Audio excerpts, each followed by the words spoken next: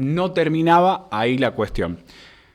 Hace un par de meses hablamos sobre el tema del CRILAR, ¿no? ¿Se acuerdan de Sandra Pita, ¿no? Que habló con nosotros denunciando temas de corrupción y demás? Bueno, parece que no terminaba ahí la cosa, sobre todo en estas cuestiones de nuevo gobierno, nueva gestión y demás. Estamos en línea con Juan García Mazzini, que es director en Geología por la Universidad Metodista del Sur de Estados Unidos e investigador independiente del CONICET y además ex vicedirector del CRILAR. Juan, ¿qué tal? Buenas tardes. Urias Ávila Campos, de Radio Fénix, te saluda. Hola, ¿qué tal, Urias? Buenas tardes. Bueno, estas cuestiones de corrupción, ¿no? De irregularidades, e incluso presiones políticas en el CRILAR parece no tener un fin, ¿no? Encontrarle un fondo, ¿no? Bueno, digamos que ahora se ha puesto una especie de manto como de olvido a esto, debido a que la mayoría de la gente que ha sido testigo de esto y que lo ha padecido y que de alguna manera se ha quejado en su momento, ya no está más en el instituto, excepto yo. Entonces, digamos, parece que, o sea, da una sensación de que, digamos, nada hubiera pasado, pero en realidad, digamos, o sea, sí, ha pasado lo que ustedes ya saben que ha pasado, y bueno, la cuestión, digamos, en el fondo, digamos, desde una perspectiva ética, por lo menos nunca ha estado resuelta. Bueno, Juan, para la gente que por ahí no se acuerda un poco, este tema ya lo hemos hablado, bueno, con la investigadora Sandra Pita, como lo decía en la presentación, pero ¿qué es lo que pasaba o está pasando en el CRILAR? Bueno, el tema del CRILAR es un tema histórico, ¿no? Que de alguna manera es un poco un síntoma desde el comienzo del CRILAR. El CRILAR se formó a partir de el arribo de investigadores que estaban formándose hace ya más de 20 años y en ese momento los ingresos al CONICET, estoy hablando de principio, alrededor del 2000, ¿no? Un poquito antes, justo ahí en el medio, estaban bastante limitados, por lo tanto el ingreso al CRILAR, que era un lugar donde se quería favorecer, digamos, la presencia de investigadores con el objetivo de federalizar la ciencia, fue más favorable, o sea, de alguna forma estuvo favorecido. Entonces, eso, digamos, hizo que se formara un cuerpo original de investigadores, pero que de alguna manera también lo utilizaron para poder ingresar al CONICET, pero luego se fueron. Entonces quedaron ahí los estudiantes que tenían esos investigadores, y esos estudiantes se formaron en el CRILAR muy alejados del centro de donde se tomaban las decisiones, el CONICET en Buenos Aires, de manera autónoma. Bueno, y cuando hay una formación, digamos, sin una guía muy precisa, suceden cualquier tipo de cosas, ¿no? O sea, y bueno, lo que sucedió fue que hubo mucho, como se llama en biología, endogamia, ¿no? Entonces, los parámetros sobre cómo tenían que ser las cosas estuvieron bastante poco controlados desde el centro y derivaron, o sea, en algunas cosas que quizás no tienen mucha importancia, pero en otras cosas que después les dieron ciertos derechos adquiridos a quienes se fueron formando, luego como investigadores, primero como postdocs y después como investigadores, que, bueno, derivaron en un montón de hechos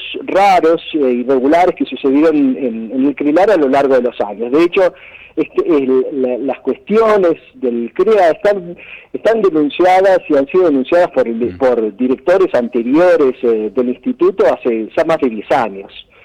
Así que no es una cosa nueva, es una cosa que se fue formando durante años. Bueno, estas cosas que son múltiples, o sea, la lista son muchas de las cosas que pasaron. Sí. Finalmente, durante el periodo de dirección del doctor Prevosti, que fue desde el 2015, desde mediados del 2015, de agosto del 2015 hasta principios de 2020, fueron denunciadas, y fueron tantas, y fue tal la flagrancia de los actos irregulares cometidos, que finalmente el CONICET tomó cartas en el asunto y llevó a cabo un sumario donde encontró responsables de varias de estas cosas que habían sido denunciadas a un grupo de 7 investigadores.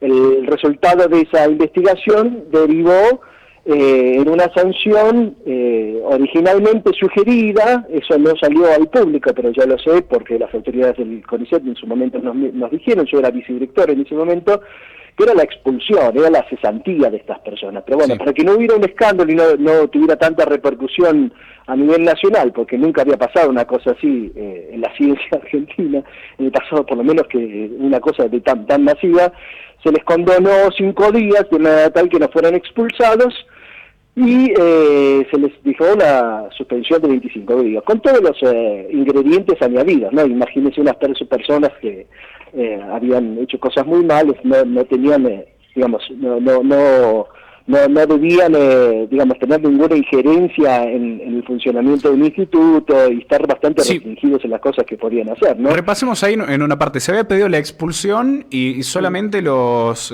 suspendieron.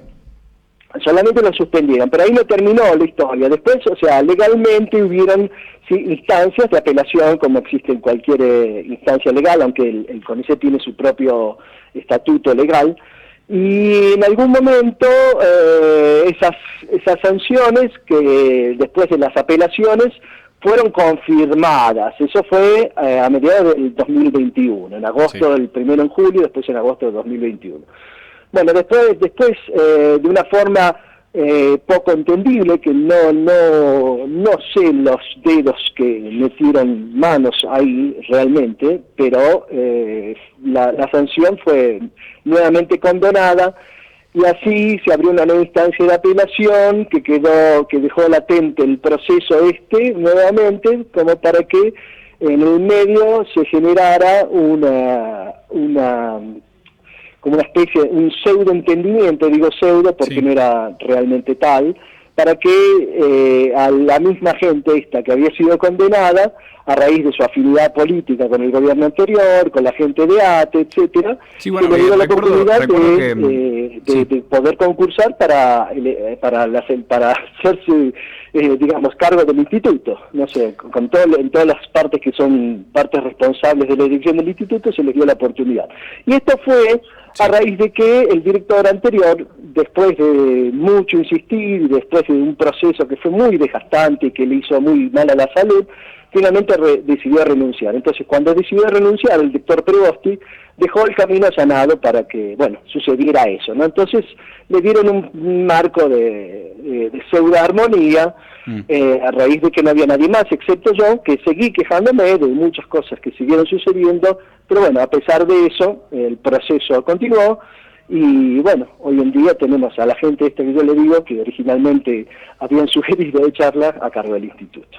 Sí, bueno, recuerdo hace un par de meses se hizo una nota acá con Sandra Pita, que era investigadora también, y había denunciado que esas personas acomodadas y demás fueron también por presiones del que en ese entonces era ministro, que era Daniel Filmus, ¿no?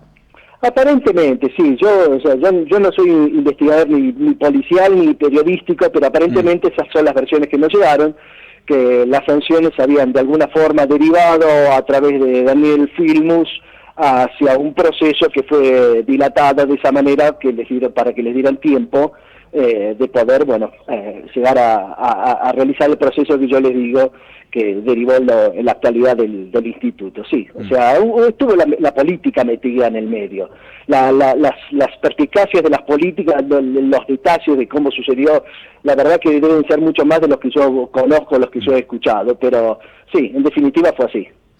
¿Actualmente quién está en la dirección del CRELAR? Alacino se llama, Pablo Alacino.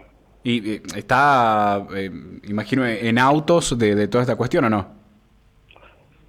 No entiendo qué es lo que me quiere decir. ¿Uriel es su nombre? Sí, Urias, que si está el actual director del CRELAR enterado de todo este entramado que ocurre. Sí, digamos, todos están enterados en el CRELAR, excepto las personas que han ingresado a posteriori de todo el proceso.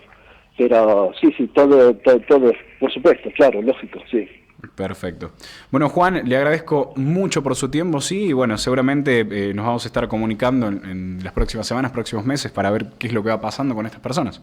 ¿Cómo no? Cuando quiera, por supuesto. Abrazo grande, muchísimas gracias. Igualmente, hasta luego, buenas tardes. Juan García Mazzini es director en Geología por la Universidad Metodista del Sur de Estados Unidos e investigador independiente del CONICET y fue en su momento vicedirector del CRILAR. Bueno, denunciando esto que hablábamos hace un par de meses acá en El Inspector, esta cuestión de corrupción, ¿no? De irregularidades, de presiones políticas inclusive dentro del CRILAR aquí en la provincia de La Rioja. 18:23. ¿Les parece, chicos?